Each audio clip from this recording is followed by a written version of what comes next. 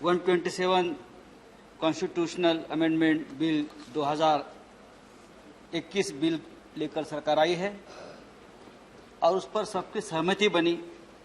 हम चर्चा भी कर रहे हैं। पेगासस के बारे में शाम को बात करेंगे। बिल ऐतिहासिक है, बिल क्रांतिकारी है, लेकिन अगर एक क्रांतिकारी है तो इस क्रांति का श्रेय महाराष्ट्र में चल रहा मराठा क्रांति आंदोलन को देना पड़ेगा। इसकी वजह से आपको ये बिल लाना पड़ा। अपने हक के लिए लाखों मराठा युवक बच्चे सड़क पर उतरे और बहुत ही डिसिप्लिन तरीके से आंदोलन किया, लेकिन कहीं भी लॉ एंड ऑर्डर का समस्या खड़ी नहीं हुई। ना किसी के ऊपर पत्थर पड़ा, ना कहीं एक शीशा टूटा।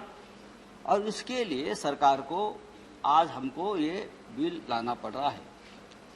इस विधेयक के तहत राज्य सरकार का ओबीसी के लिए आरक्षण की सूची तैयार करने और अपने हिसाब से उन्हें आरक्षण देने का अधिकार मिल जाएगा। और इसके लिए महाराष्ट्र के मुख्यमंत्री उद्धव ठाकरे जी, डिप्टी सीएम अजित पवार, अशोक चव्हाण सब दिल्ली में आए, प्रधानमंत्री जी से मिले और आग्रह किया कि जब तक आप ये अमेंडमेंट नहीं करेंगे तब तक हम आगे नहीं जा सकते। महाराष्ट्र में मराठा समाज ने एक लंबी लड़ाई इसके लिए लड़ाई है। और लेकिन क्या इस संशोधन के बाद मराठा आरक्षण का मार्ग साफ हो जाएगा? मुझे लगता है नहीं, और इंतजार करना पड़ेगा।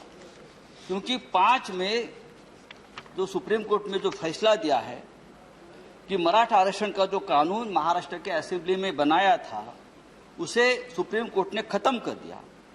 किसी समाज को सामाजिक शैक्षणिक रूप से पिछड़ा घोषित करने का अधिकार राज्यों को नहीं बल्कि केंद्र को है। ये जब कहा तो महाराष्ट्र में बहुत बड़ा हंगामा हो गया, वापस आंदोलन शुरू हो गया और कोर्ट ने 1992 के इंदिरा साहनी वर्सेस केंद्र सरकार मामले का जो फैसला है वो कायम रखा। वो फैसला क्या था कि किसी भी आधार पर रिजर्वेशन का कोटा 50% से ज्यादा होने पर जो रोक लगाई गई थी वो कायम रही। राज्य अपनी तरफ से रिजर्वेशन की लिस्ट में किसी और कम्युनिटी का नाम नहीं जोड़ सकते और ये फैसला national commission for backward class करेगा। ये जो राष्ट्रीय पिछड़ा आयोग है जो 2018 में मोदी सरकार ने बनाया, 2018 में 102वां जो अमेंडमेंट किया, क्लॉज 342A पेश किया और इस अमेंडमेंट के तरह उनको जो अधिकार दिया है उस कमीशन को, तो उससे क्या हो गया कि पूरे राज्य के अधिकार जो है वो केंद्र को आ गए। उसी वक्त सब ने चेतावनी दी थी कि इतने ज्यादा अधिकार आप एक कमीशन को, केंद्र को मत देना और राज्य के अधिकार मत छीनना। लेकिन सरकार ने उस वक्त जो गलती की थी और गलती के बावजूद सरकार अपनी ही पीठ थपथपा लेने लगी थी। बात ऐसी है, ये आदत है, उससे सीखना चाहिए। गलती का भी इवेंट कैसा करें? संजय जी चेयर पर। गलती का भी इवेंट, फिर गलती दुरुस्त करने के बाद उसका उत्सव मनाने का इवेंट, ये सरकार से सीखना चाहिए। और उनको ये इतना कॉन्फिडेंस कहां से आता है ये मुझे मालूम नहीं। अगर इतना कॉन्फिडेंस है, थोड़ा हमारे पास उधार दे दो, यहाँ भी थोड़ा कॉन्फिडेंस की जरूरत है। सर आज आप ये बिल लेकर आए हैं, लेकिन ये बिल आधा अधूरा है।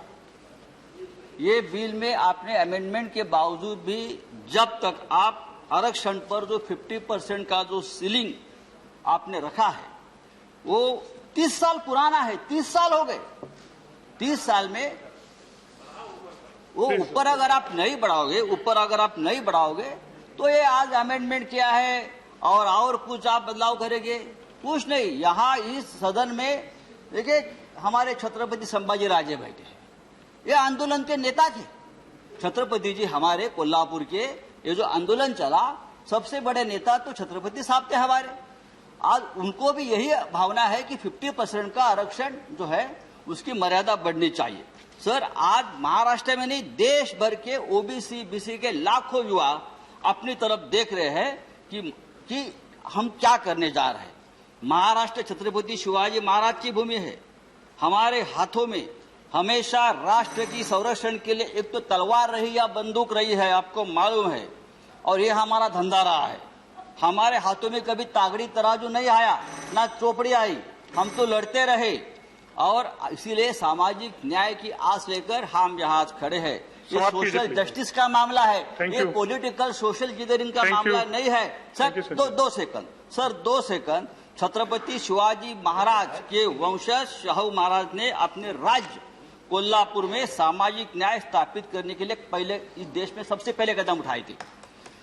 26 जुलाई 1902 यानी 119 साल पहले छत्रपति शाहू जी महाराज ने यह ऐलान कर दिया था कि उनके राज्य में सभी सरकारी नौकरियां और स्कूल कॉलेज में अब से दलित, पिछड़ों और आदिवासियों के लिए 50% आरक्षण दिया जाएगा। SC, ST, OBC का 50% आरक्षण देने वाला वो राजा महाराष्ट्र का था, वो राजा मराठा था। आज वही मराठा समाज महाराष्ट्र में अपने हक के लिए सड़क पर उतरा और न्याय मांग रहा है। उसे नहीं चाहिए, उसे अधिकार चाहिए। और मुझे थैंक यू, धन्यवाद।